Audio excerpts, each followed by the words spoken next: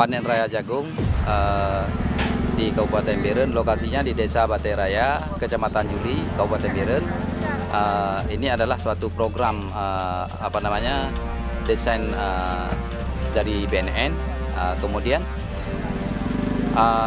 bibit yang dibantu oleh pemerintah Dinas Pertanian kali ini alhamdulillah sangat menjanjikan, itu BC 18 dengan hasil produksi per hektar itu mencapai, kalau kami kali ini mencapai 6,2 sampai 7,5 ton per hektar.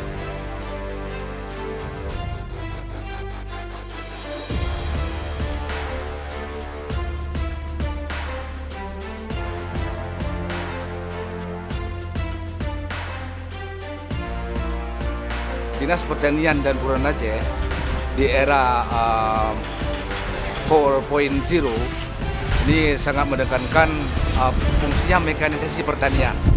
Jadi ke depan kita upayakan full mechanization sehingga akan menghasilkan suatu efisiensi dan efektivitas. Kita bayangkan sekarang dengan menggunakan combine, artinya untuk menggunakan alat dan mesin pertanian dalam hal panen itu cukup menguntungkan bagi masyarakat, terutama petani, karena biayanya sangat rendah dibandingkan dengan secara manual. Seperti itu juga kita harapkan memang ada sinkronisasi lintas sektoral, baik yang menangani tentang pemasaran dan lainnya, sehingga berdampak langsung bagi masyarakat.